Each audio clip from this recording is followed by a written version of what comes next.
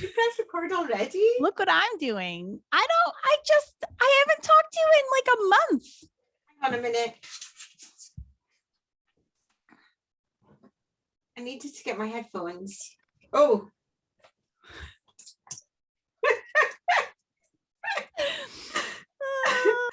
I feel so disorganized. I know. I like haven't used my microphone in forever, like weeks. I know, it's been far too long. I was not even plugged in. I haven't talked to you in like a month. I wanted to like make sure I got all my genuine squealings and love for you captured. How are you? Good, how are you? I'm usual as usual, crazy, but I'm so happy to see you. I miss you like crazy. Your hair looks really nice today. Have you had it done? I just tried. You mean like I didn't? Tried for one time I tried. I haven't tried. Oh my God. I actually have this, so my full roots are showing today. Oh, there you go. There's a good white. Oh, So yeah. yesterday I had to record a whole bunch of videos and I was like, oh, I have like root spray, which is, I never use it because I'm just lazy and don't really care that much, but like, it looks real, like it's, like sometimes it looks like I'm balding because it's just white, because that's just my hair is white. So I was like, oh, I'm going to use the spray on my roots, but it's like so concentrated. It's like spray paint, but in your hair. So if you hold it too close, it's like you get this like line, So of course, luckily I'm an artist, so I can like finesse it better than most, right? So I have good control. It's like not too close, not too far away. And then I'm like, oh God. And every time I like reveal a new section, I'm like, oh God. And then I'm like, reveal a new section, spray, reveal a new section. Like now I'm spraying my whole head. So then later on, so I recorded all my videos, blah, blah, blah. So then later on, I was running out to Old Navy. I had some returns to do. And I had my hair up in a messy bun as I was running out the door. And I ran to the bathroom and I realized my entire ear was spray painted brown, like the whole side of my head and my ear. And I was like, oh, I recorded like 6 full length, like 15-minute videos and my ear is like spray painted. Like Mayor, like Julie, what's his name? Rudy Giuliani. Have you seen that video when he was like on camera in the summer in the heat of like the Trump investigation and he has like brown sweat pouring down his face because of his hair, like root spray that he had used? I'm like, that is me. My ear was totally spray painted. I'm like, I'm so stupid. I'm never using that again. It was so dumb. So now I'm just letting my white roots fly. And yes, you can cut all of this out for 100%. But we're not recording yet. Oh yeah, we are. Audacity. Oh, you're right. Well, this will be on the Zoom. I forgot. It's so long since we recorded that we forgot what we've got to do it. And my computer crashed before I even got on here today. So my internet has been like super patchy. I 100% know my computer is going to crash. There's no way. Let's find Audacity. Where are you? I know.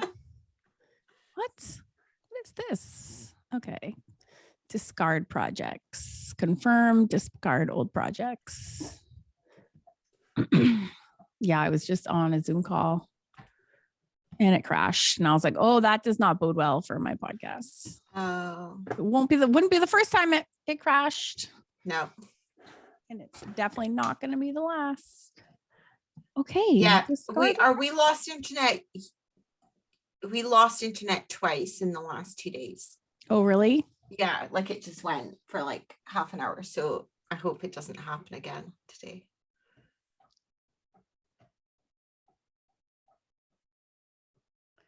I'm trying to. Okay. All right. Count this down.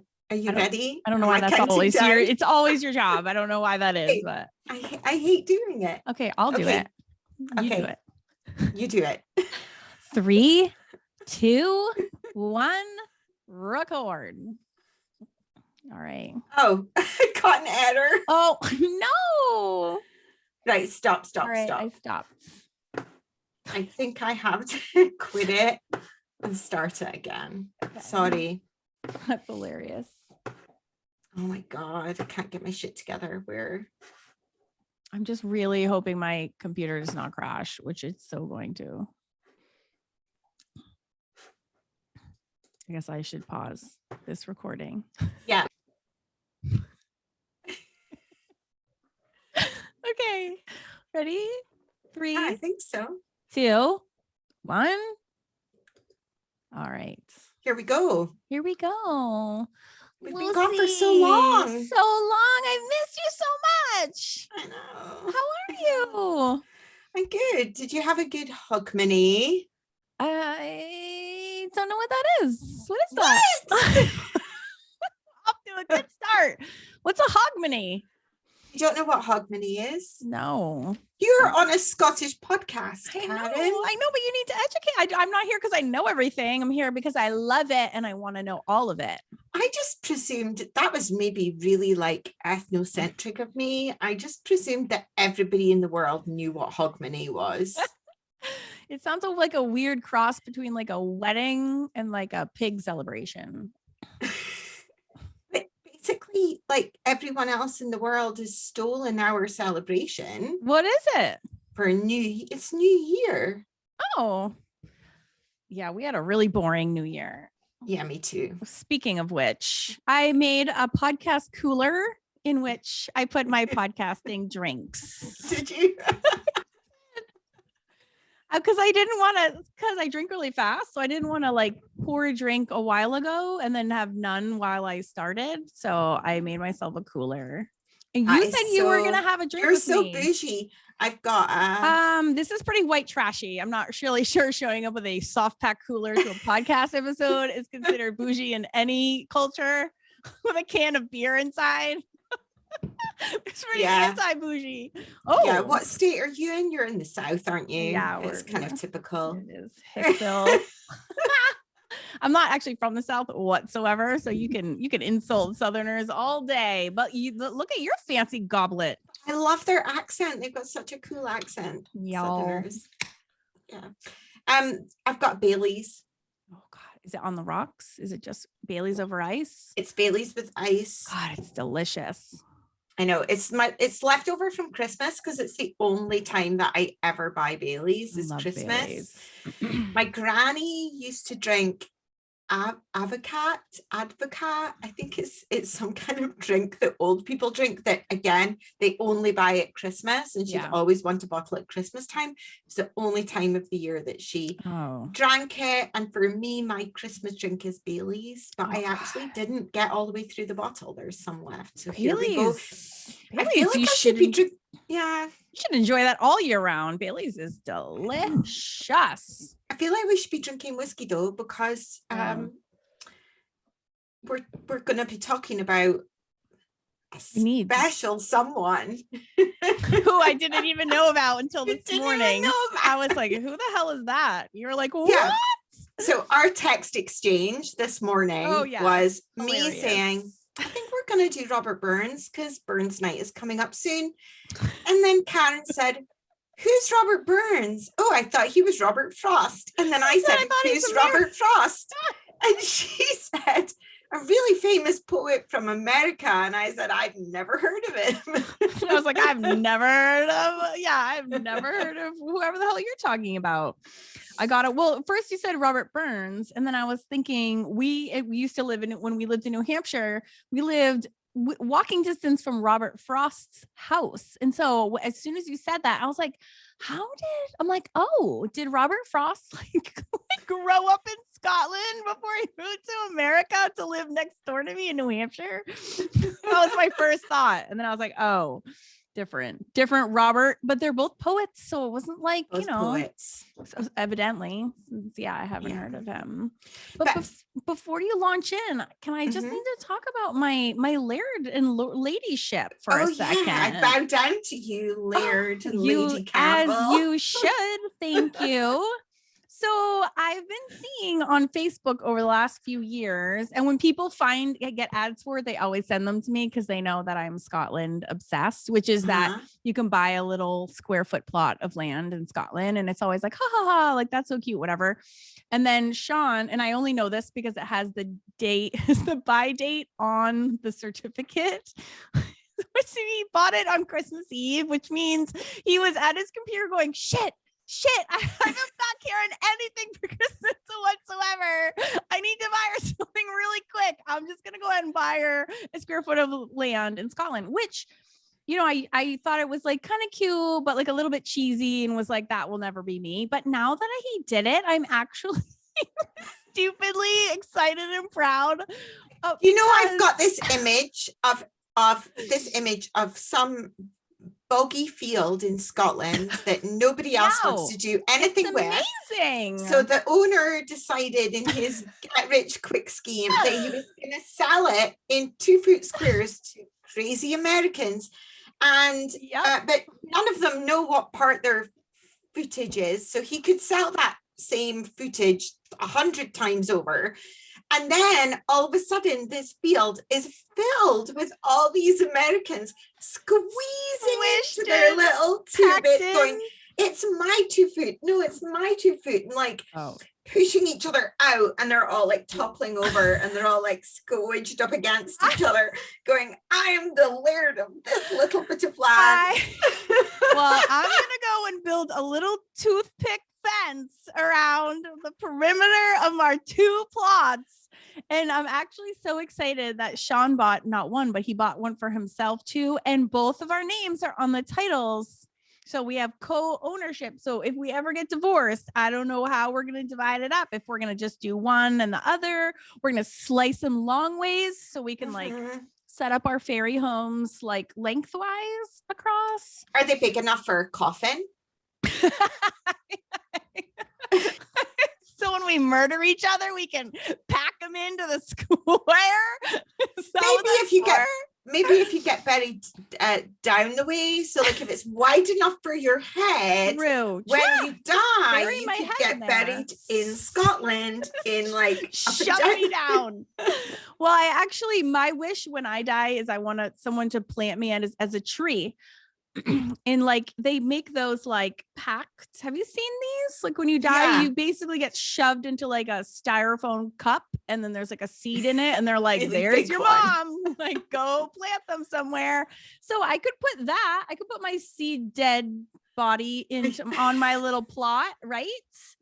But does it tell you exactly where it is? You get coordinates. So I have to say, I thought this was like gimmicky and cheesy, and like I said, I was making fun of it. Oh no, it came with like stickers and shit that I don't know what happened to them. So it actually comes in, like when we get the real title, it comes in a really schmancy, like fully branded folder with this lovely like information brochure and packet in 3 different languages, and it's actually all about you're like conserving Scotland 1 square foot at a time, and you can actually go and visit your plots, which I'm going to go do.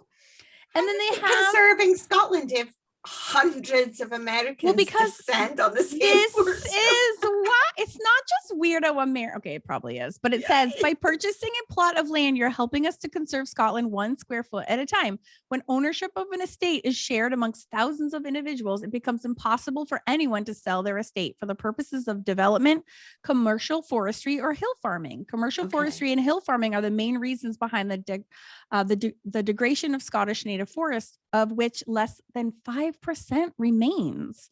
I can get with that then. Yeah, right? It's like actually a really admirable movement. In contrast to commercial plantations, which block out the sunlight from the forest floor, our thoughtful tree planting encourages many species of Scottish flora and fauna to thrive, creating a haven for wildlife and adding variety to the natural landscape. With the help of our supporters and local volunteers, we plant thousands of native Scottish trees every year. The result is a beautiful, tranquil, and accessible landscape that can be enjoyed by you and future generations. And I was like, look what we did. I know. Yeah, I do like that. I'll let you too. off then. I know. I'm going to try and get over the image of hundreds of crazy American tourists. They're body remains of dead relatives into their teeny tiny plot. Their family tartan that they've researched, coming with their family tartan. I love it so much, but I've really offended half of our listenership. Oh gosh, probably also one person was offended. I don't feel that bad. I love this so much, and they're also tied with the like local tourism, so they encourage everyone to come visit their plot. Oh my god, it says over the last 5 years, over 35,000 people have visited the nature reserve to see their own eyes the progress they have made. Though 35,000 people have bought squares and have visited in 5 years. That's nuts. How is that many people visiting a nature spot good for nature though? Well, I think they get hooked up with like the lore, because it's like in the it's in the like the Highlands. There's like nothing there. I just hope they don't come and trash it and like leave rubbish. Oh, they won't. That's the whole point. Oh, and it tells you directions on how to get there. I am so going. But isn't that so cool? That is so cool. I know, and also, well played, Sean. Well played. Right? Well played for the last minute present. Oh my God. I give him kudos because it is a good one. It is a good one. But better than standing in the store just before it closes going, which perfume should I get? That's all right. It's more than I got him, which was lots of nothing. So yes, December 24th. I'm like, I know when you were doing your shopping. Hilarious. But anyways, I had to show that to you because what I thought was kind of cheesy and dumb ended up being like genuinely cool. So yeah. Side note to that, and cheesy Christmas presents. When my granny died, I inherited her wedding and engagement ring. Oh, that's this is a lovely story, not a cheesy one. And she'd obviously worn it her whole life. She'd never taken it off. So nobody saw inside of it. And when she died and the funeral guys took it off and put it in the box and gave it to me, I realized that there was engraving inside the engagement ring. Oh no, what did it say? And the engraving inside the engagement ring was my granny's and my granddad's initials, and then 25th of December 1937, I think it was. Wow. And so they got engaged on Christmas Day. How romantic is that? Nice. And none of us knew. Oh wow. None of us knew. Oh gosh, like, what an amazing discovery. Told us that story. Right. Yeah.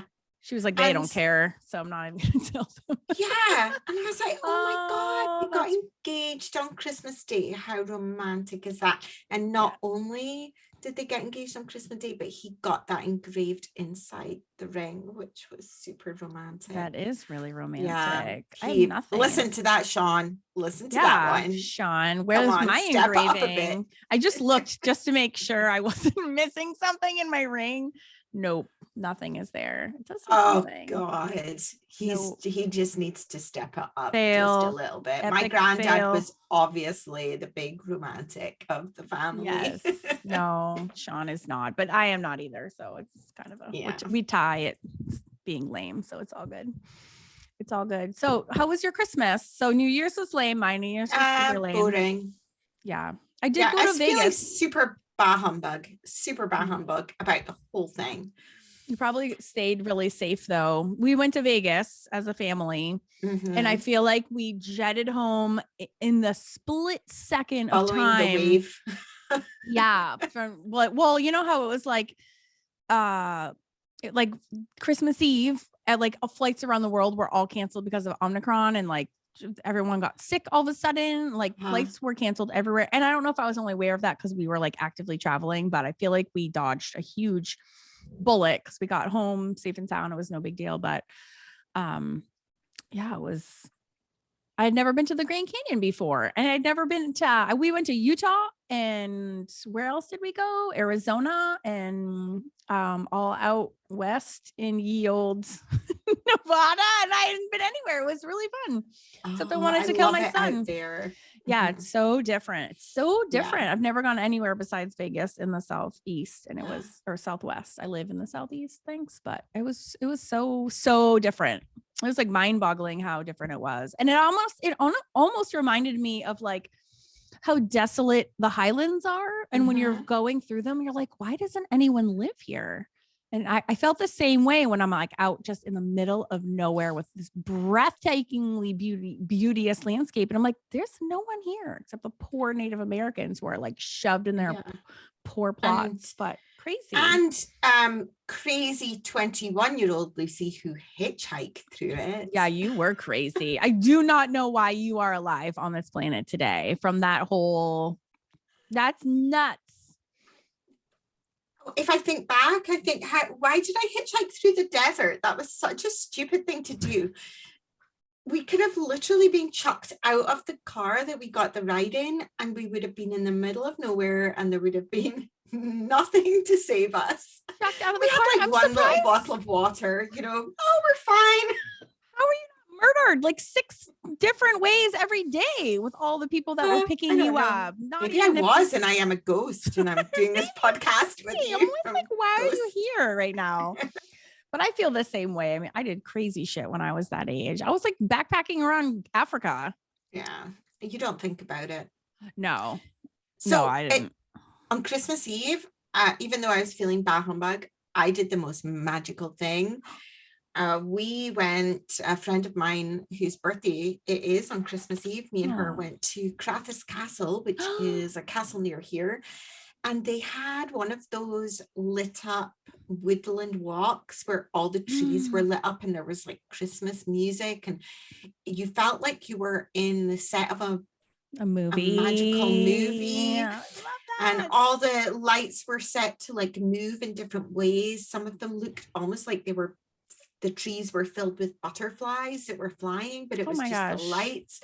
It was so cool and so magical. It was like being in this super fairy realm. I felt like I was in a fairy realm. I just wanted to live in it. I was like, why can't real life be like this? Yeah, like, that sounds so pretty. Amazing. Hey, when we are in Scotland together this summer, can we like go explore that fairy forest that we drive by every time on the way to the castle? You know, there's that one patch of woods. Like when we're on our way to the castle, it's on the left-hand side, and there's that cottage right in front of us on the road. Do you know what I'm talking about? There's like that patch, and every time I go by there, I'm like, that is a magical forest, like without a doubt. Can we just go walk through there? Be weirdos with like no path or purpose. I just want to be like amongst it for 5 minutes. Is that weird?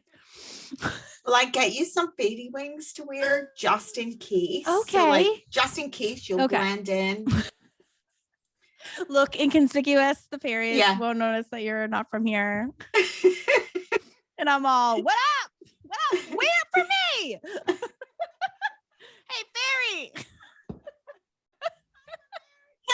That means I have to be really loud. Is there a Starbucks near here? Yeah. No, fuck Starbucks. Where's my Dunkin' Donuts? It's been like an hour since I saw it. How far to the nearest McDonald's? Yeah. Oh God. I'm not that bad. I do love me some dunks though. Oh, it's hilarious. Did you know that actually we're actually sitting on the old New Year as we speak? Let me process that. We're sitting on the old New Year. Oh, is that the date today? Is that what you're talking about? I'm trying to pick up what you're putting down. I'm struggling. Oh, January. Do you remember we talked in whatever episode it was? I think it was the Samhain one, where we talked about how don't laugh at me saying no. I can't think of it without saying it. Samhain. Samhain in my American accent. Samhain, yes. That we talked about how they muddled the years up. Right. They'd basically removed, I think it was 12 days or 14 days. They'd taken these days away. It's when they changed the calendar. So all the dates were muddled up. Well, actually, New Year would have been around now instead of the 1st of January. Happy New Year. Thank you. And there are parts of Scotland in the Outer Hebrides, all those little islands where they still celebrate, and it's called the Auld New Year, spelled ULD rather than old New Year, and it's still celebrated. And I did a little bit of research just before I started doing my deep dive into Robert Burns, because they're kind of connected a little bit, New Year and Robert Burns. He's really linked into New Year. Okay. So they've got this tradition where they have to have, each child carries an empty sack and they go around to every single home in the village, because these are just islands with like 100 people living on them, tiny little islands. Right. And then you've got to recite a rhyme, which I'm not even going to try and attempt to say because it's in Gaelic. Okay. But in the English translation, it would say, "Tonight I come visiting you to renew you for the new year," or something like that. And they get a gift in each house that they go to. I'm just waiting for Karen. No, I'm listening. I'm good. I'm listening. Just waiting. To open a door. That bit out. I'm here. And then one boy apparently carries, this is disgusting, Karen, the breast strip of a sheep dipped in waxed and tallow. Ew. Which why? was lit to. This was lit in each person's fire, and the sheep candle was handed to every member of the household, who would cross themselves and circle the candle 3 times around their head. Of course they did. If the flame died over somebody's head, he or she was sure not to survive the year. Ooh. Did they have to go distal? Because they always have to go distal around. Yeah, well, that website didn't say, but I'm sure that they did. Direction Widder is shins? Very important. These Is kind it widder of shins? these kind of weird rituals are my favorite. I love hearing about them. So that's what they wacky. do, and they still do a really similar thing. I don't think they have like a sheep breast dipped in wax anymore. That's maybe a little bit old-fashioned, but they still go around in fancy dress to each person's house in these little wee islands on around the 12th or the 14th of January. Oh, that's a very cool and strange tradition. I know. And before we get too farther away from the subject of New Year's, what is it called? Hogmanay? Yeah. Hogmanay. That's just New Year. Is that just like Gaelic for New Year's? What is that any different than just New Year's? What the heck? Can you elaborate? It's just the Scottish way of saying New Year. Oh.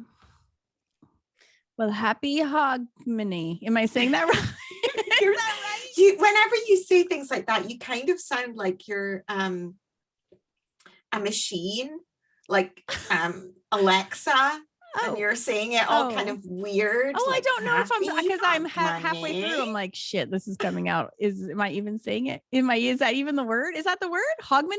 Am I saying it right? Hogmanay. Hogmanay. You always make me question the way I say things. I think, how do I say it? Hogmanay, Hogmanay, Hogmanay. I don't know. Now you're just singing it. Hogmanay. So that's the best. That will always be the best. All right. Well, happy Hogmanay, my friends. Thank you. I know. Well, it was a really big deal in Scotland because for years, Christmas was kind of banned, wasn't really celebrated as a holiday. People didn't get time off work.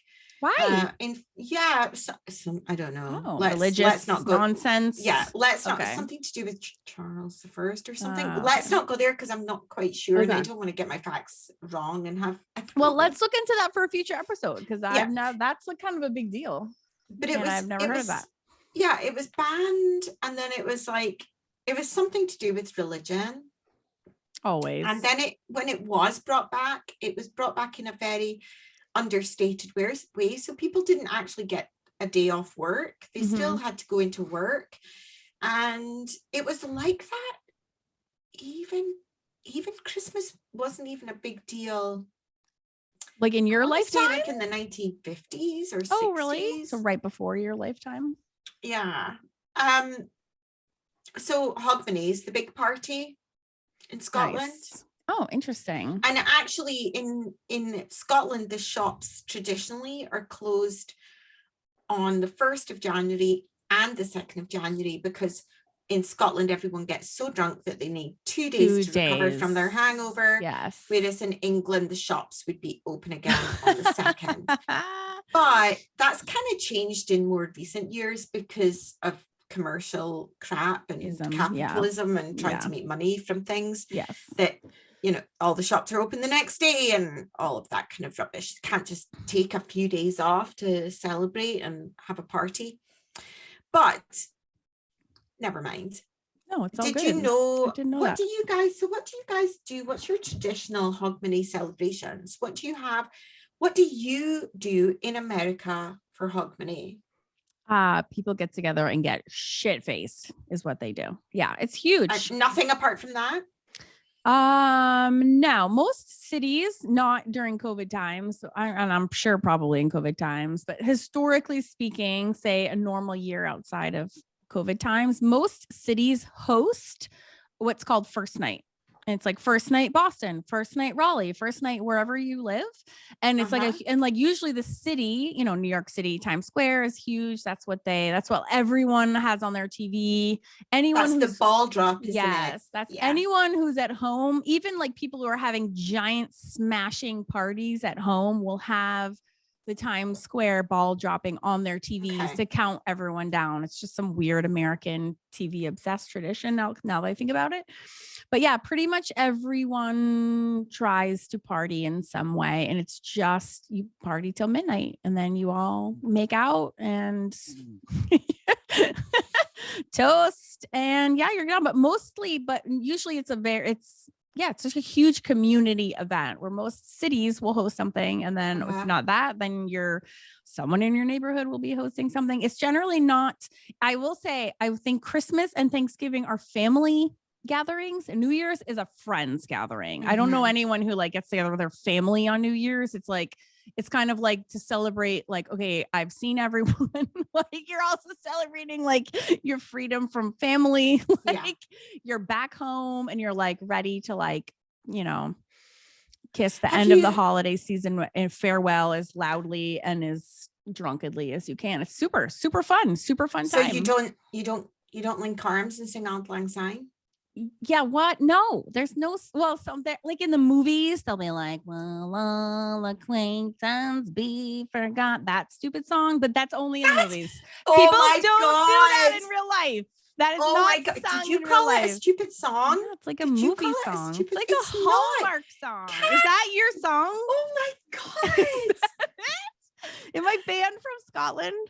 Yes. Oh, that is the whole point of this episode. That song was written by the Scottish poet Robert Burns.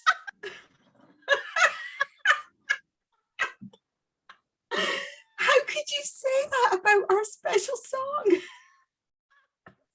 Oops, my bad. That dumb, stupid song that I hate. Okay, you're just getting me back for slagging off all the Americans standing on their 2-foot portion of land in Scotland and asking where McDonald's were. Relatives into their plot. Oh my God, that was his song. Oh, now I feel bad. And it's become the traditional song of Hogmanay, and it's now sung around the world. It is sung around the world, but only in the movies. No, I didn't do it this year because I was at home with Sasha watching Lord of the Rings. With him? And we just kind of looked at each other and went, oh, it's midnight, Happy New Year, and carried on watching Lord of the Rings. Aww. But normally everyone links arms. Like that? And then you sing the under cross, like that weird? Yeah. And then this. What's the crossing for? Look, it's like we're together right now. I can link your hand. So you cross your arms over and you hold the hand of the person next to you, and then you sing Auld Lang Syne, and then at some point in the song you unlink and you do What's this. What's it called? Aing Sang. What'd you call it? What did you call it? I can't say it. Aing Sang. What's it called?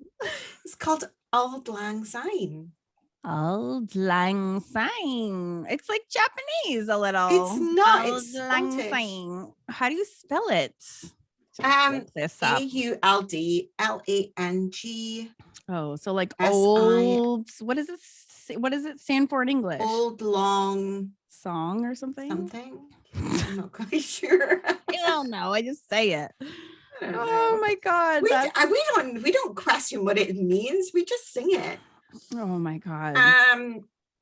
Old long ago in my Robert Burns book. There we go. My Robert Burns. Everyone that lives in Scotland has to have a book of Burns poetry in their house. Oh, look at that. Yeah, you do. Oh yeah, this is old long ago. This is amazing. We are a country of tradition, and we're a country of way more quirky traditions than just getting drunk and watching a ball drop. So in Scotland for Hogmanay, there are more than that. So this is like a side note. We're introducing ourselves into the world of Robert Burns because New Year's kind of passed a little bit, even though it's not really. But there are loads of things that people do that are traditions in Scotland for Hogmanay. So the first one is first footing. Have you heard of that? What is it? Say that again. First footing. Footing? Like so first footing is where basically you need to have, and I haven't had it happen yet, so I'm probably in for bad luck. You need to have a tall, dark stranger be the first person to cross your threshold after midnight for good luck. Really? So after midnight, so what we used to do when I was a kid was we would have our New Year's parties in our houses, and then you would go out into the village and you would knock on people's doors to first foot them. Oh, that's so cool. And if for good luck, it had to be, so like my dad had dark hair, but he was not tall, but he just pretended he was like on the hook to be the guy. He's like, shit, it's the night, I gotta go. It couldn't be like a 5-year-old kid. It had to be a man. A man has to knock on your door and go into your house, cross your threshold as soon as possible after midnight for good luck. And you have to bring some gifts with you. So you have to bring some salt, which is for health. Okay. And a piece of coal, which is for warmth. Hearth or something, yeah. And then something sweet, but it didn't say what something sweet was for. And I'm not quite sure what something sweet was for. Fascinating. I've not heard of this. Oh, of course, whiskey. Yeah. Mm-hmm. Oh, I love that so much. Yeah. That is so cool. I don't think people do it so much now, but they definitely did it when I was a kid. Really? It was definitely a thing when I was a kid.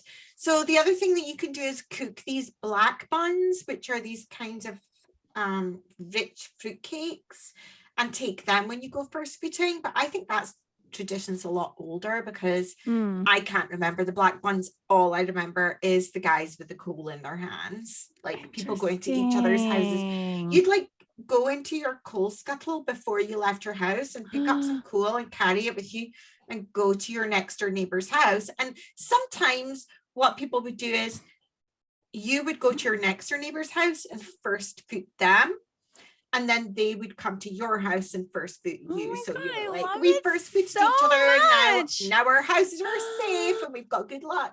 Well, like a little bonding neighborly thing to do too. Yeah. It probably brought everybody together, right? Because you're like starting off on a good foot of the new year. I love that so much. I have never heard of any of that. You've never heard of this? No. So then another New Year's tradition is on New Year's Day to eat a steak pie for your dinner.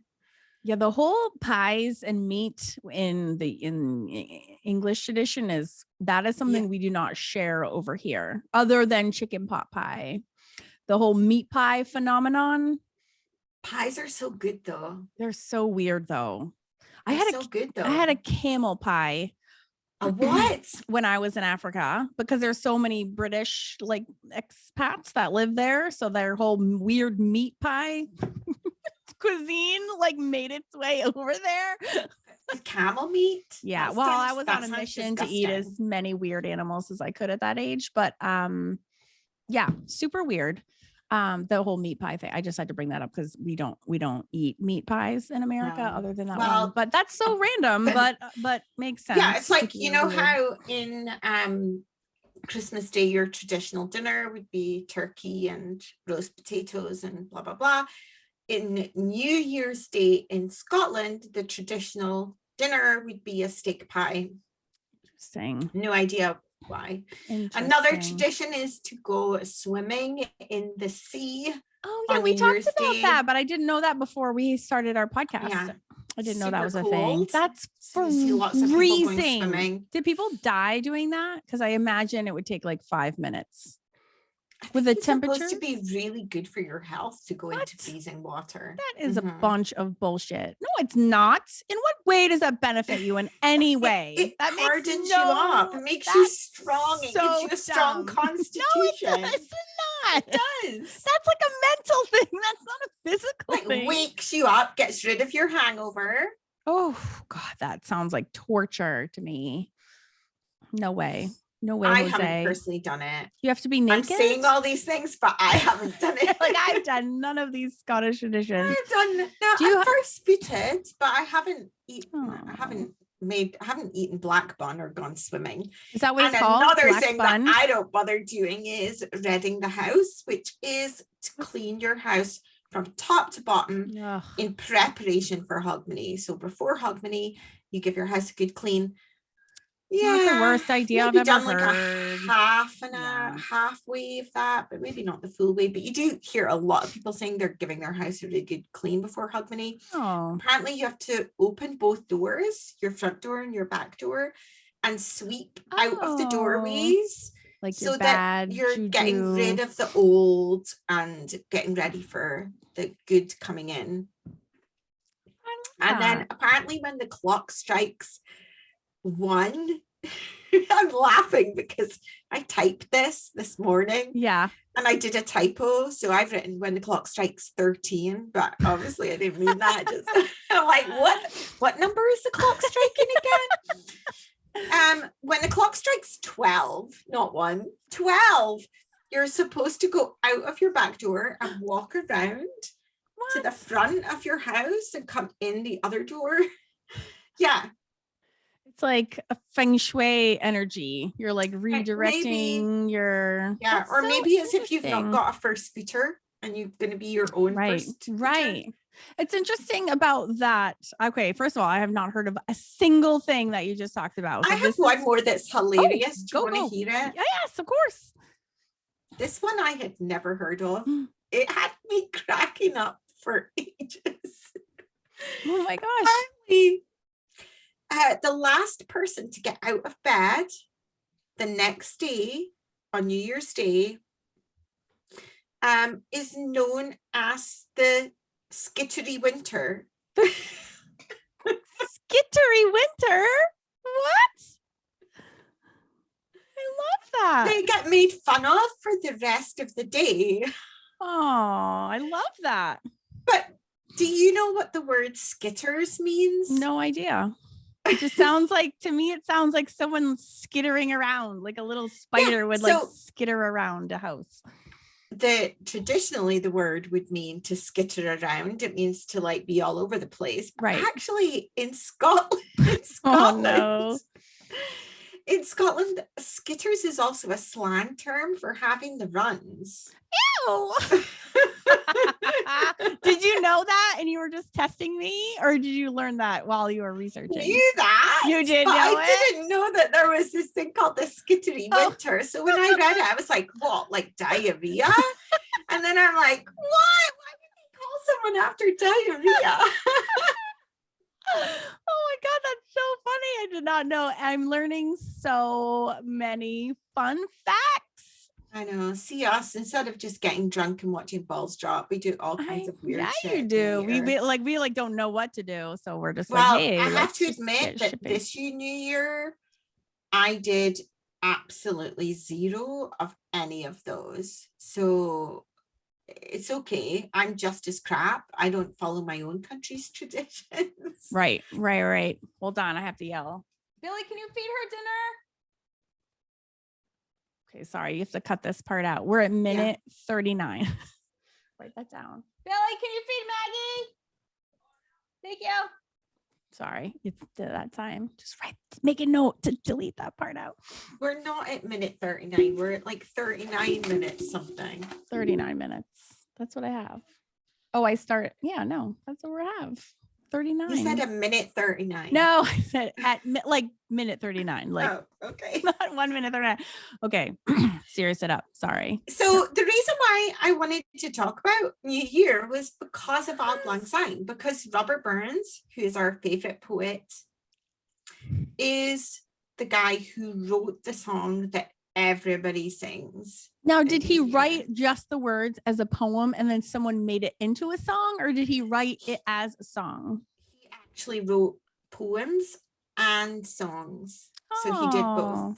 What year? What did he write that song? Do you know? What was his years that he existed in? Okay, so I've got a whole heap of information about his history. You ready for it? Do you want to hear it? I know. I'm going to condense it into the most interesting parts. Yeah, well, and we just had a full-length podcast episode already talking about how awesome New Year's is. Yeah, so but we've been gone for so long that everyone's going to want to. I'm just saying, don't feel like you need to like start now and then fill in a whole bunch. Just give me the hot tip, the main awesome facts, because that I'm full, my cup is full on all of my fun new Scottish New Year's. Do you mean you're bored already? No, I'm just saying, I know sometimes the weight of being the one who's responsible for the episode is so great that I feel like I'm just I'm releasing you of the weight right now, because that was so interesting and that was so fun. I know it's fine, because I did all this research on him, and I'll get pissed off if I don't get to tell you. All right. I do have to pee though. Can I go now? Go real quick now. While we're on the same time? Yeah. Okay. Should I pause or just keep it running? The downside of drinking while you're podcasting is having to stop to pee. Wait, I'm ready. But you could have like your drinks cabinet bag, your drinks bag, and you could have another one for peeing into. So you could just like. You're right. What was I thinking? Just don't choose the wrong bag when you. It would be super awkward though if you hear the like stream in the background. You just hear the like, God, that's so weird. It sounds like pee hitting a metal cut bucket. That bit out, Karen. It's okay. Now that we're doing extra editing. You're so fancy. I'm still not editing the YouTube videos though. Oh, and that's a visual. You don't want that. You don't want to pee in that. No, it would be below the camera. No one would know. As I'm like, I look like amazingly relieved, and I'm like,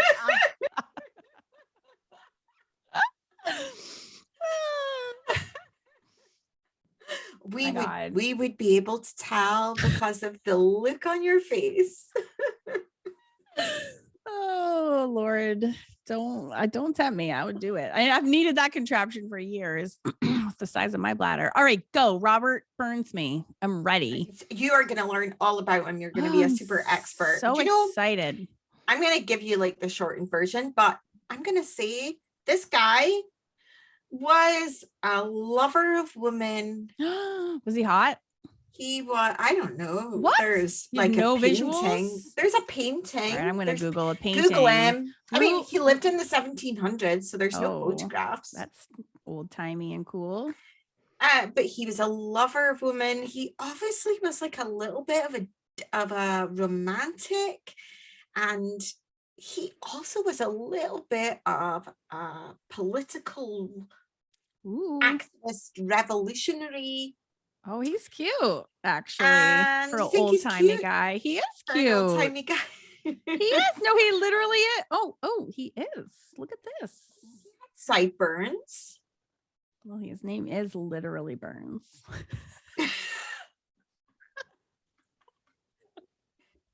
Maybe that's where the word sideburns came from. Hey, Burns. Dumb Burns. Things that we say on the podcast. Look at how cute he is. I can count on one hand the number of cute old-timey photos there are. In fact, I think there was a meme. He's a looker. I would was a date meme him. going around a few years ago that had, I'm sure it was a photo of Robert Burns, and it said, "I'm sexy and a poet." Oh, that's funny. I'm sexy and a poet. But I Oh, don't know if sorry. it was him, because I don't personally find him that sexy, but never mind. Anyway, It's hard. Is that you would have been one of his women then, one of his many. Oh, Maybe mother to one of his millions of children that he had. Oh, really? Yeah. Did he have a scandalous? A little bit. Yeah. A string little bit of a scandalous string of ladies. Of illegitimate children. Yeah, maybe more than King Henry VIII, maybe even. Oh, really? Mm-hmm. Mm-hmm. Huh. And lots of descendants. Oh. In fact, Robert Burns now has over 900 descendants. Shut up. Crazy. Or I think maybe possibly 900 descendants. Which makes sense because then it was and now. Centuries ago. Yeah. That makes sense. String of children. Wow. Cracking a beer to celebrate this man. Because when I was younger, my dad taught with somebody who was married to somebody who's a direct descendant of Robert Burns. Oh. And I thought that was like a special, cool, exclusive club kind of thing. And now I'm learning that maybe they're all over the place. Now actually every other Scot is related to him. Oh, that's funny. That's wicked funny. He was born in 1759 on the 25th of January, which is why we celebrate Burns Night in Scotland on the 25th of January every year. Hence why we're doing this episode at this time of year, because by the time I got around to editing,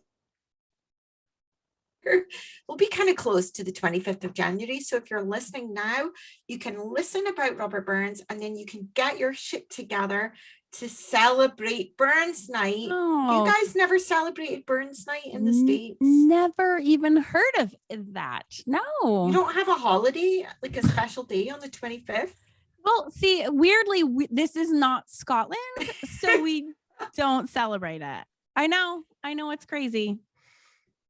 We kind of acknowledge at least the 4th of July, like kind Do you? of. Really? Well, we know it exists. You're kind of related to England in some ways, whether you like it or not. So that makes a little bit more sense. Except through my research, I did find out that he's kind of celebrated in lots of countries, not just Scotland. I mean, we do sing his song in Hollywood, so he's kind of a big deal. In Hollywood? Yeah, no, in Hollywood, they say all the movies, like that's the song that they sing. I'm just telling you, in real life, no one here is singing that song because we're all too busy getting drunk and watching the ball drop. Yes, I'm so disappointed about that. Can you bring that tradition? You want me to start it back? Do I have to cross my hands under like this? Crossing the hands is so much fun because by that point you're really drunk. That's true. You have to figure out how to cross your hands. Now, what's hold on and then move them up and down really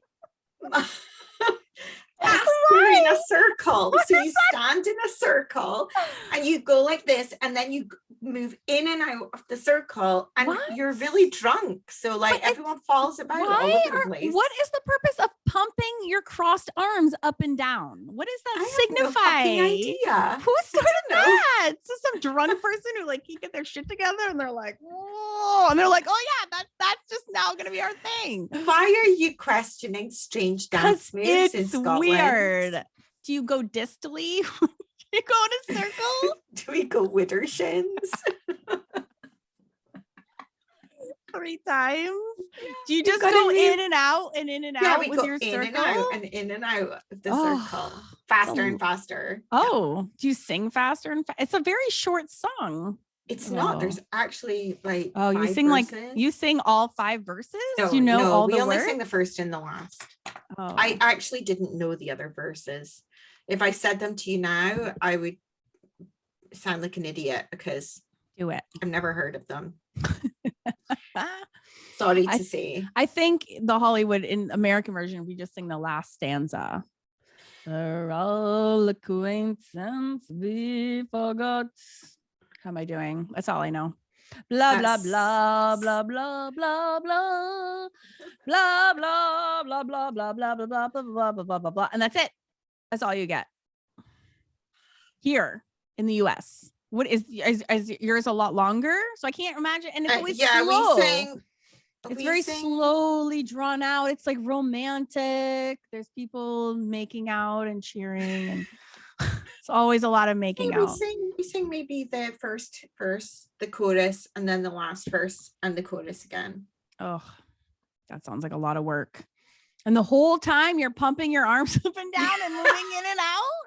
It's like an aerobic workout. It's like a dance routine. I know, it's trying like get rid of some of that alcohol poisoning. What happens if you're like, no thanks, I'm good, I'm gonna step this one out? Is that super rude? Are you like, so you can't not do Auld Lang Syne if you're in a group of people and it's I nearly said Halloween and it's New Year. Do you do it right before the clock strikes? No, you do it after. Oh, you do it after. Okay. So we're still on New Year's. I know, I have so many questions. So we have the clock strikes midnight. Everybody snugs each other, says Happy New Year. Yes. Gets to kiss the person that everyone kisses everybody else. They all pass COVID onto each other. Yes. And then they get in a circle and do Auld Lang Syne. We do everything but the circle dancing at the end and the singing. That's because you're lame. All right. I'll try to bring it back. I'll do my best. Bring it back. It's so much fun. All right. Yeah. So that's the song he's most well known for.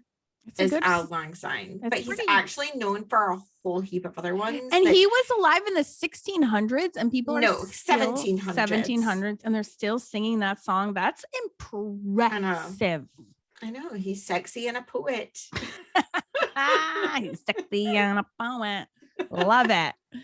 I love it. He is the national poet of Scotland. He is one of our treasured possessions.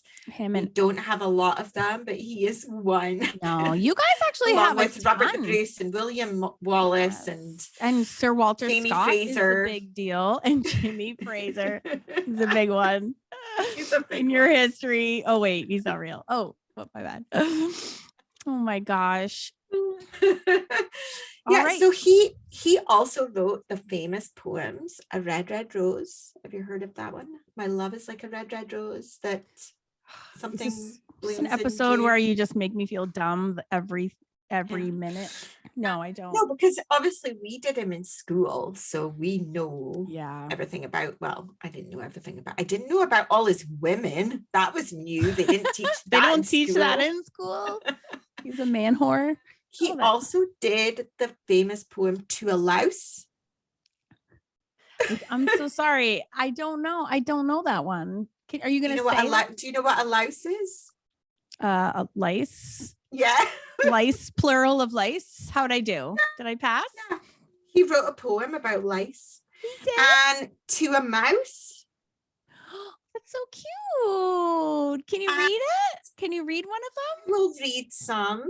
I mean, if they're as long as they're not long boring, just do like a cute stanza. Okay, so I actually. Okay, yeah, we don't have all day, so just I put them there so I could find them. Yes. He's got another poem that's called Address to the Toothache. Oh, I love him. My curse on your inevim stang that shoots my tortured gums alang, and throw we lugski money a bang, we knowing vengeance. Oh, you did a good job with that, even though I don't know what that means, but you can tell he's mad at his toothache, which I'm sure in the 1700s was everything. Oh, yeah. There was no painkillers in those days. Dentist for that Unseeing matter. To a louse, on seeing one on a lady's bonnet at church. Oh my God. Where are you gone, you crowley fairly? Your impotence protects you sairly, you canna say, but you struck rarely our gauze and lace. Though I fear you dinna, but sparely on sick a place. Ye ugly keeping blasted wanner. Detested, shunned by sant and sinner. How dare you set your foot upon her, say fine a lady. Oh my God, I literally love that.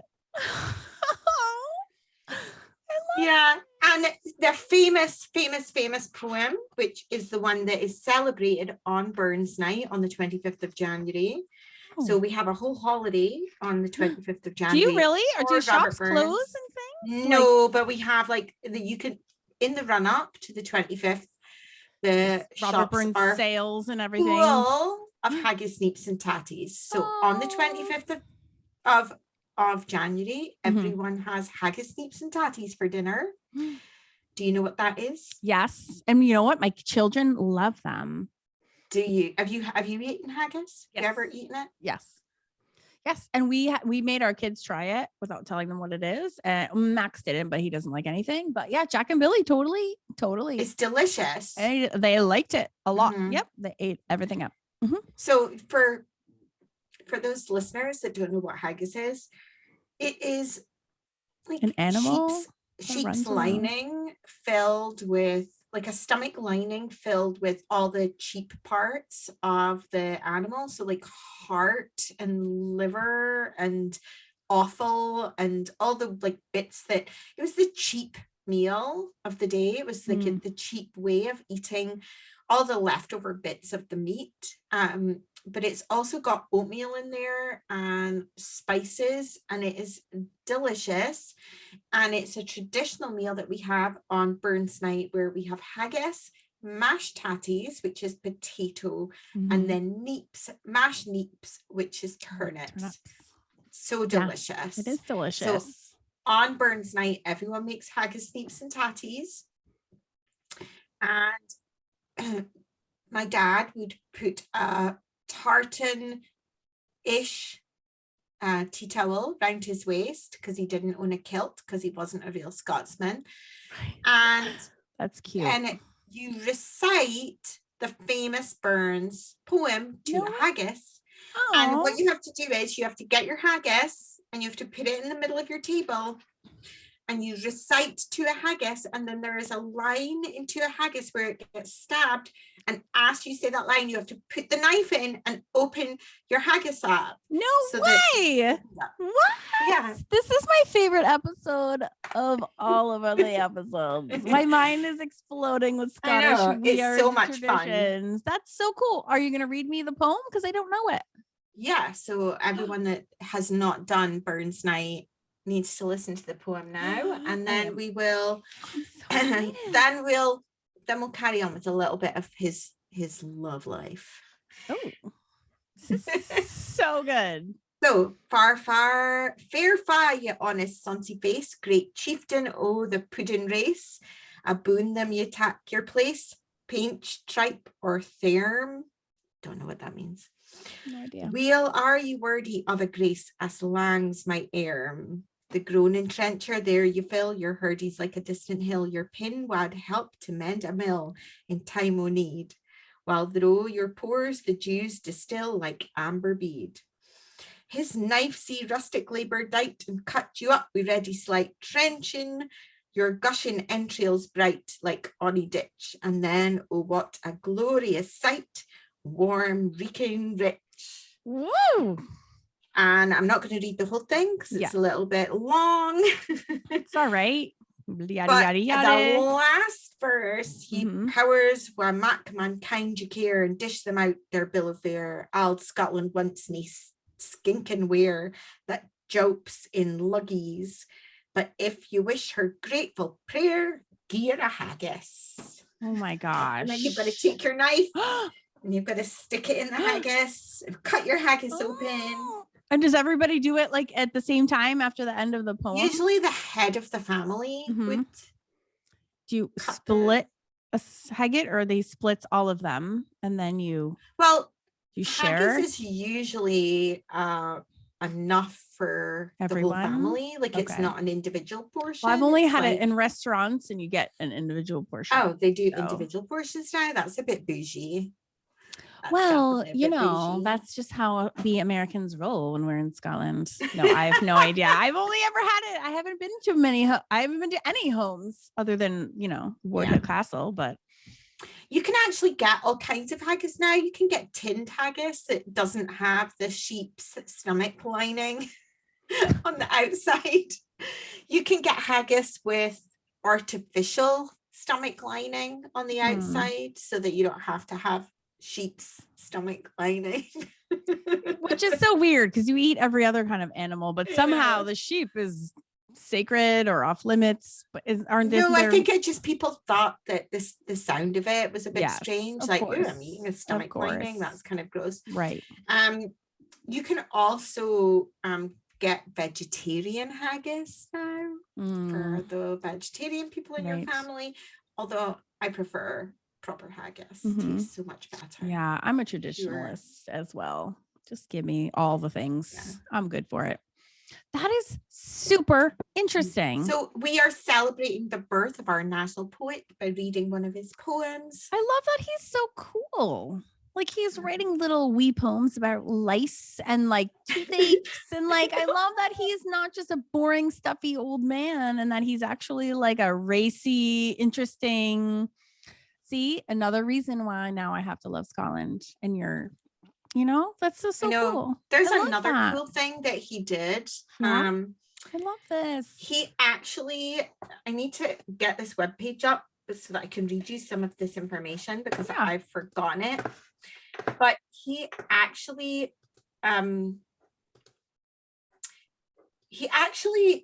sorry, I'm pausing. I'll delete. No, you're good. I can't find it.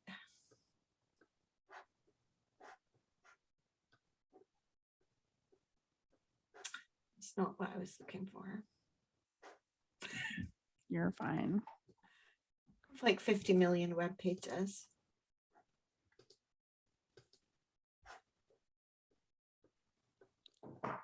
Oh, here we go. Okay, so he actually was also a little bit of a graffiti artist. He's like Banksy. Yeah, very cool. In the 1780s, so he was born in 1759 and then he died actually in 1796. He didn't live to be very old. He died when he was in his 30s. Oh, that's tragic. Packed quite a lot of life into his short. Why did he die real quick? I don't know. It said he had a rheumatic heart. I'm not quite sure what that is. Oh, so maybe it was not good. What are you doing?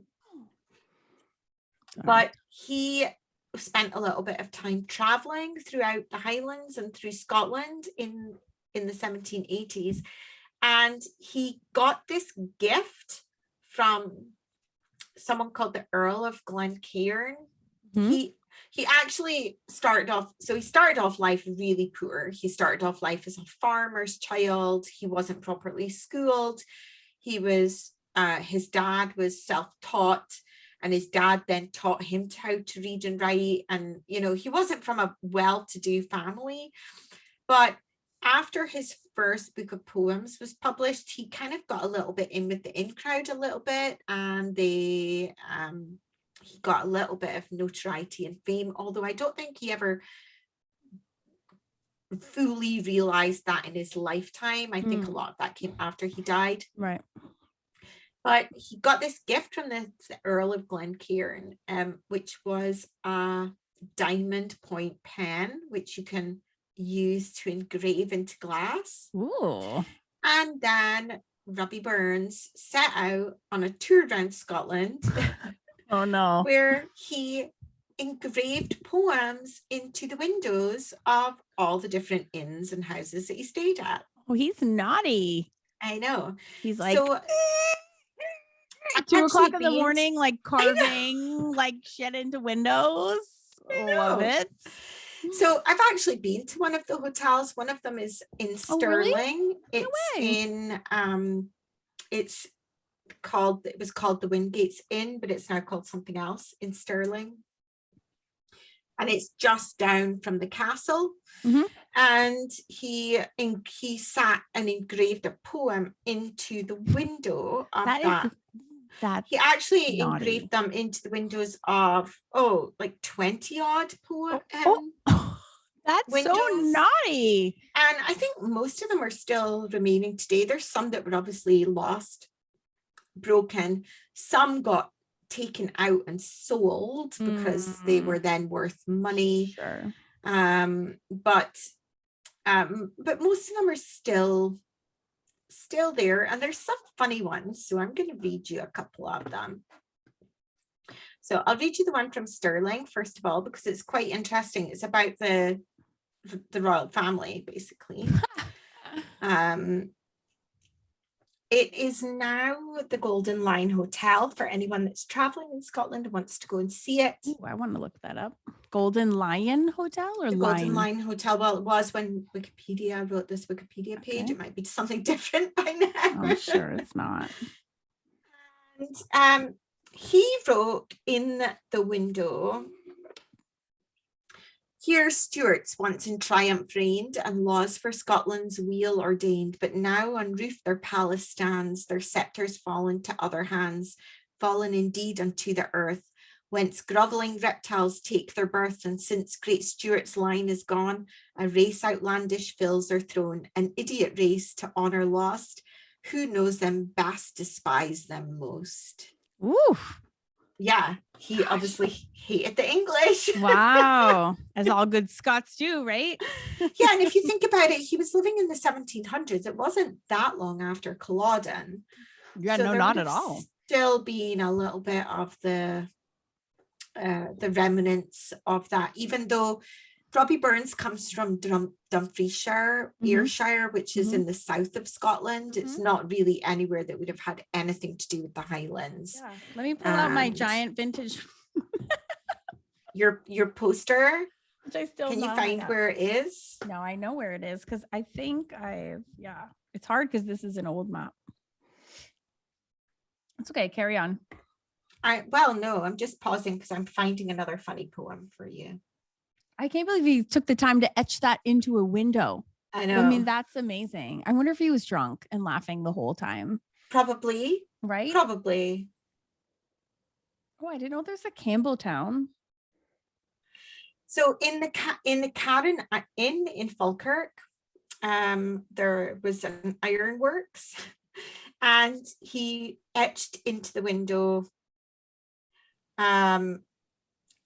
"We came here to view your works in hopes to be mere wise, but only lest we gang to hell, it may be nae surprise.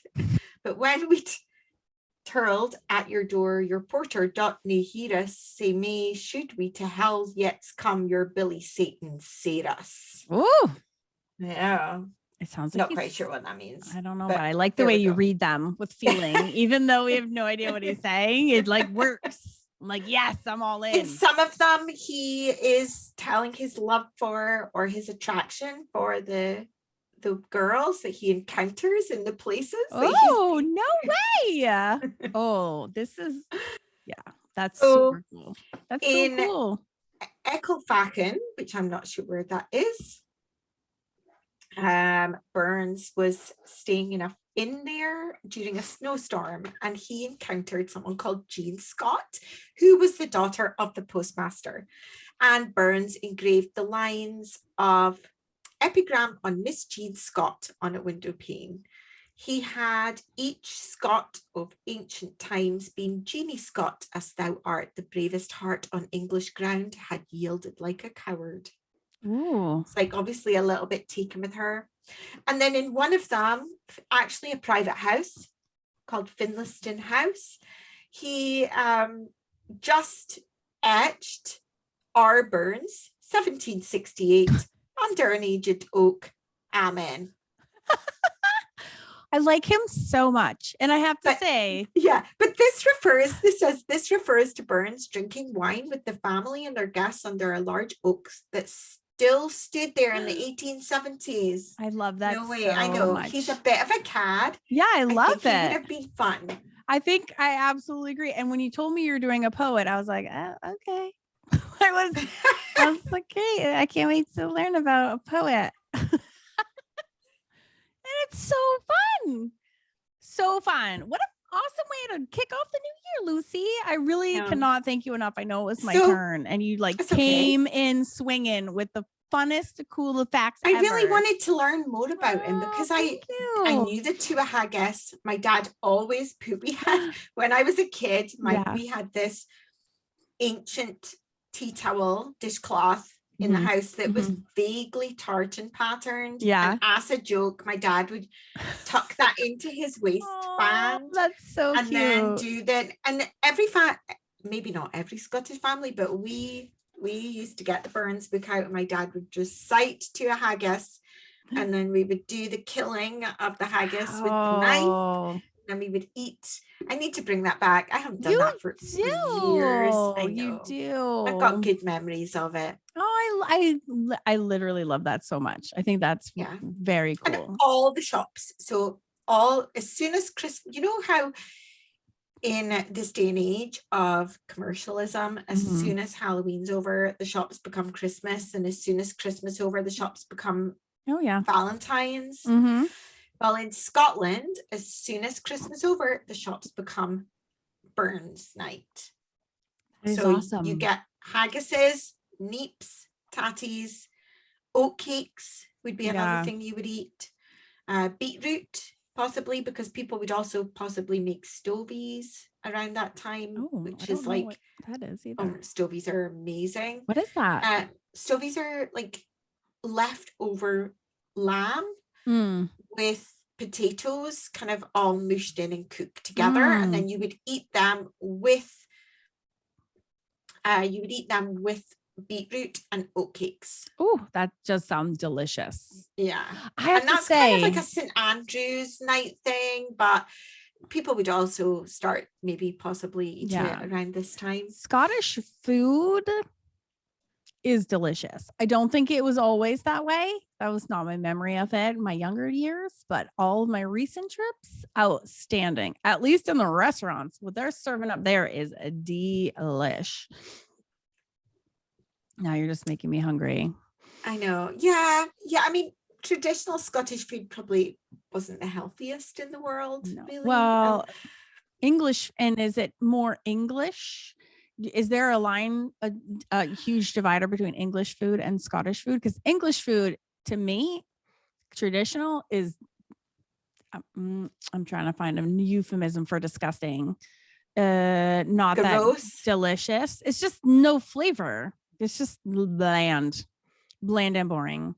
Well, I think traditional Scottish food is all about cheap cuts of meat and eking out the cheap cuts of meat into bigger oat cakes, lots of oats, bannocks, hardly any vegetables. You know, I don't know if it's really that well healthy. I like 21st century Scottish food.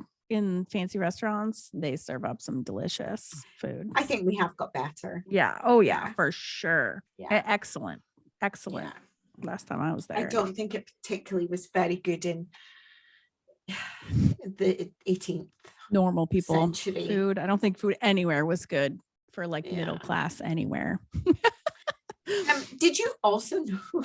You didn't, because you don't know anything about Burns. I don't know nothing. That he was also a Freemason.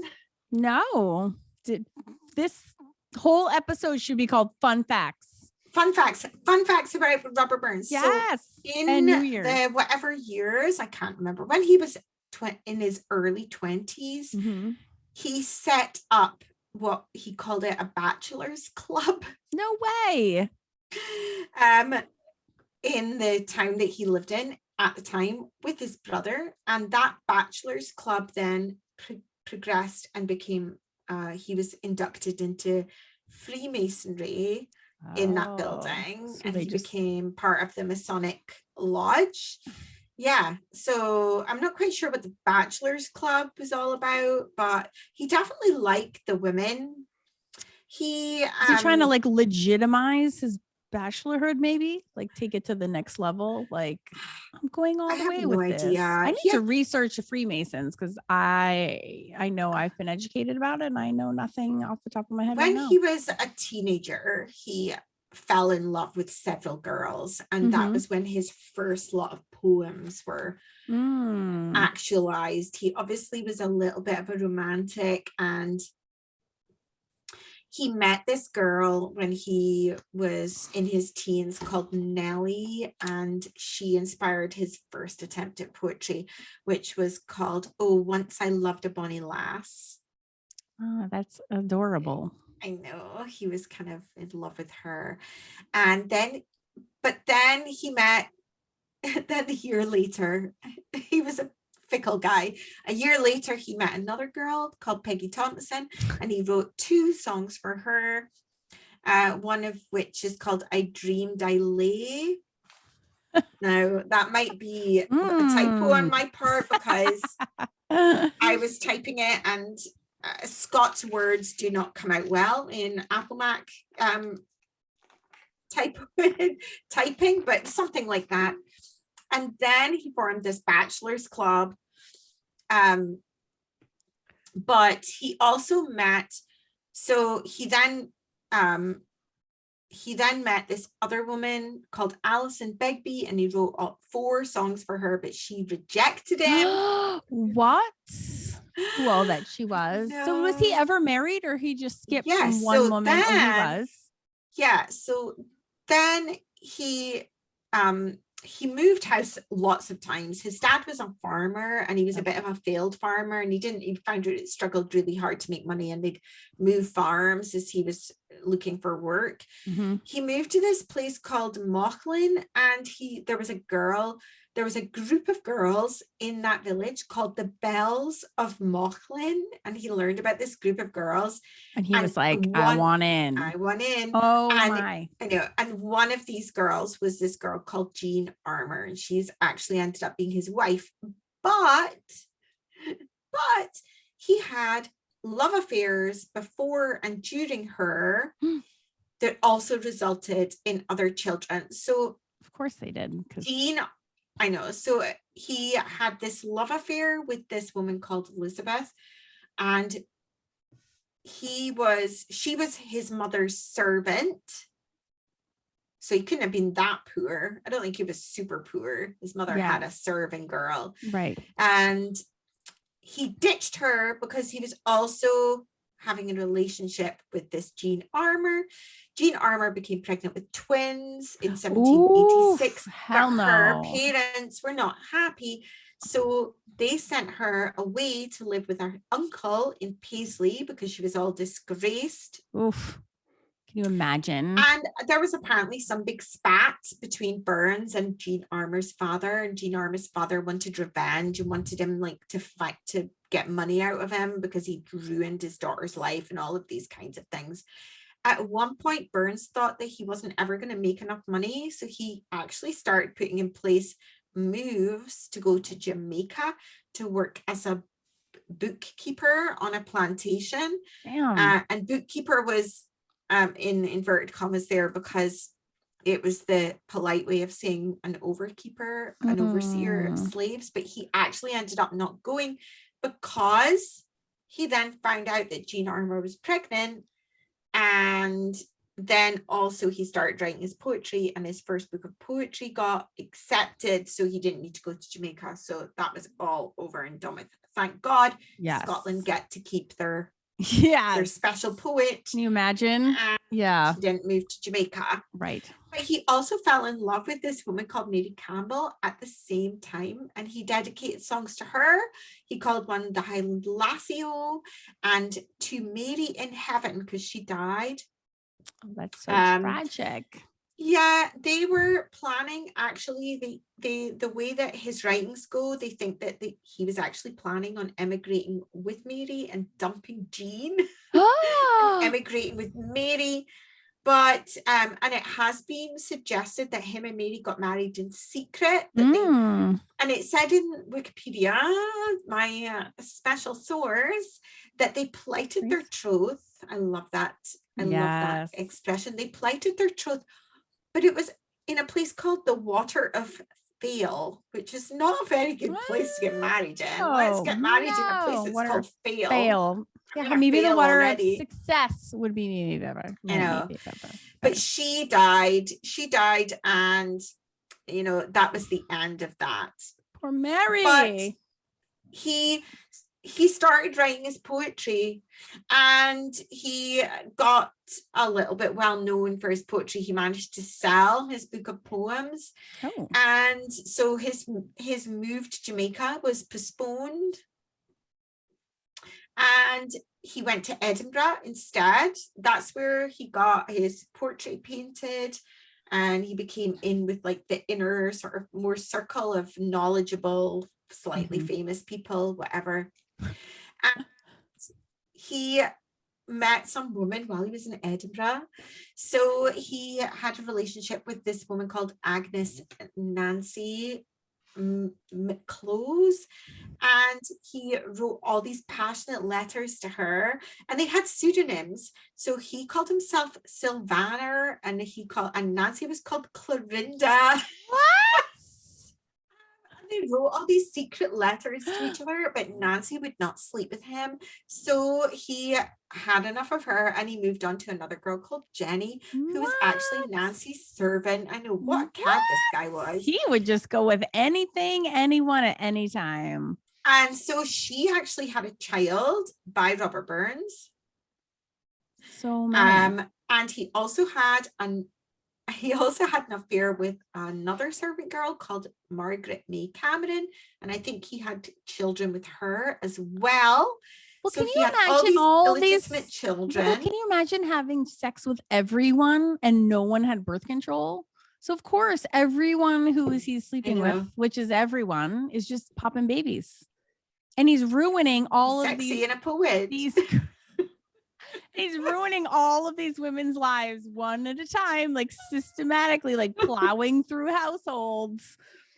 Like Nancy was married, and so Nancy actually left him and went to Jamaica, where her estranged husband was living. And Burns wrote one of his super famous songs, which is called "I Fond Kiss." All the folk all the folk musicians in Scotland, it's like a rite of passage that you've got to sing a version of "I Fond Kiss." Oh if you've never heard it, you must look on YouTube. Hey. And he wrote that as a farewell to Nancy when she went to Jamaica to return. Oh my God. Return to her husband. Can you believe how many women he slept with and had babies with? No.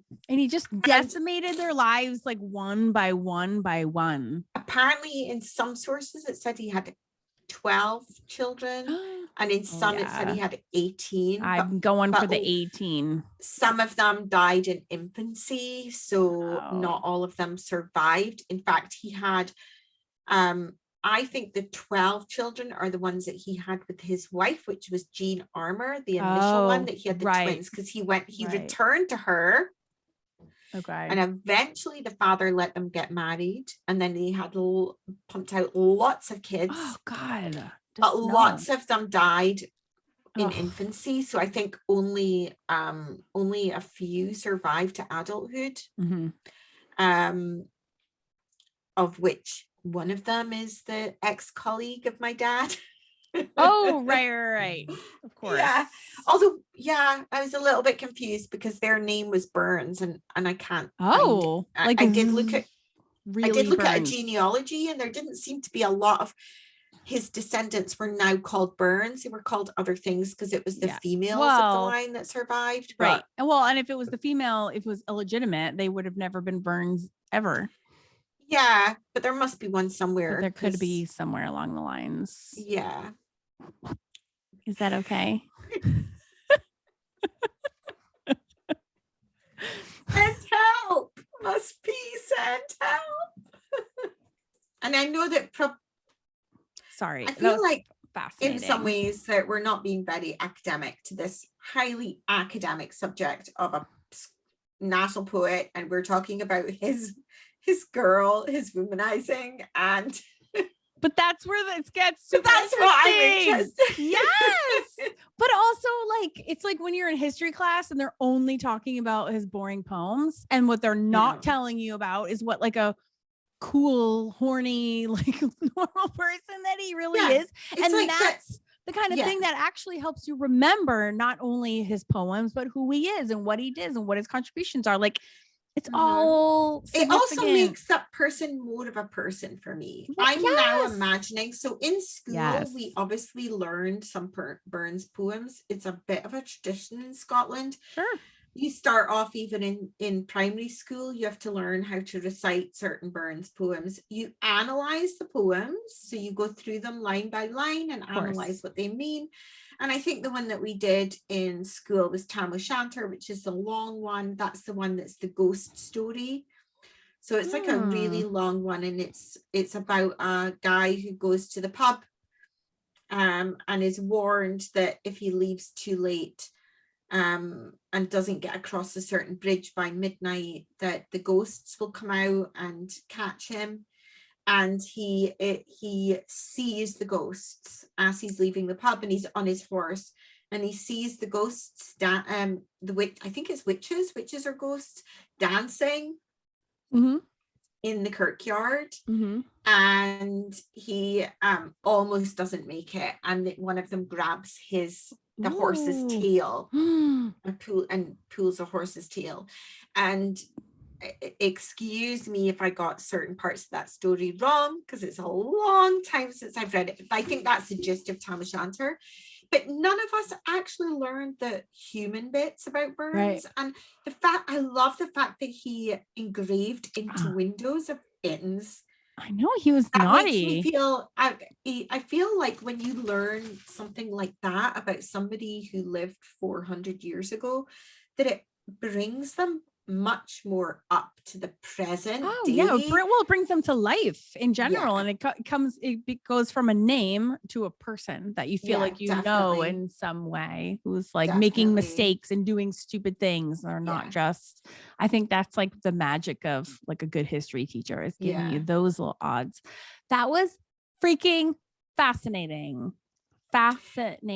all of it. One more fun fact before we finish. Yes, please. Is that there's a crater on Mercury that's named after Burns. Shut up. What? Yeah. So random. That is so random. What's it called? Burns. Just Robert, I don't know. The Burns crater. The Burns crater, maybe. There's streets and towns and everything all over the place. There's like a town in New York named after him. There's a town in Oregon named after him. Apparently he's super, super popular in Russia. He became the people's poet, which I always thought the people's poet was Rick from the Young Ones. Excuse me. You never watched The Young Ones? Is that about vampires? No, it was a comedy in the UK in the 80s, and it had Rick Mayall and Adrian Edmondson and Nigel Planer and one other comedian. I can't remember his name. You're good. Are you reading that off, or do you actually know their names? I loved The Young Ones. It was my favorite program when I was growing up. And it was a program about these really dirty, skanky students living in a flat, and one of the characters, which was called Rick, but it was played by a guy called Rick Mayall, so it was the same name. And he kept saying he was the people's poet, and he'd like recite this like crap poetry, and he'd be like, "I'm the people's poet." So I didn't know that Burns was called the people's poet in Russia. You stole that from Rick Mayall. How dare you? That is really random, but also very interesting. I think a lot of his poems were about kind of sticking it to the government and democracy, and a little bit revolutionary. So I could see how I love that he's known Russia, as a bard. That he was a little bit they maybe latched on to his reactionary side, possibly. Right. Sure, that makes sense. So he was this is so interesting. And he's also on our money. He was also into money. He's on our money. Oh, he's on your money? He is? Yeah, he used to be on the £5 note. He has apparently progressed to the £10 note. Oh, is that in the Scottish money? Mm-hmm. Okay. The first time that I had been to Scotland in 2017, I think, I got Scottish currency.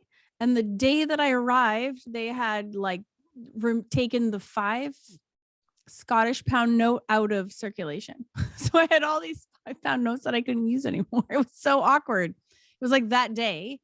They had like I've still got £5 notes switched out. Yeah, but they like replaced them. It was so strange. And at that time, I also didn't realize that Scottish pounds were separate than from English pounds. They're not really supposed to be. You are supposed to be able to use them in both parts of the country. But if you go to England with with Scottish money, they'll say, what's this stuff? Right.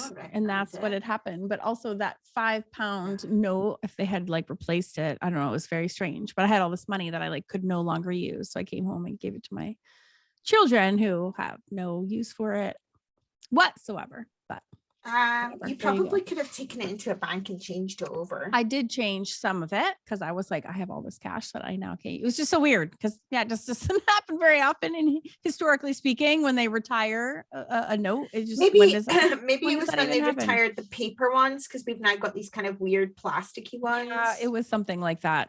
So I just was so funny because I was like, I have this money. Maybe that was around the time that Burns got moved from the £5 note up to the £10 note. Maybe it was. I actually still have the £5 that I was not allowed to use. I should dig them out and see what see if Burns is on them. I know. Now I'm kind of burning to know. No pun intended. You're burning for him. Hey.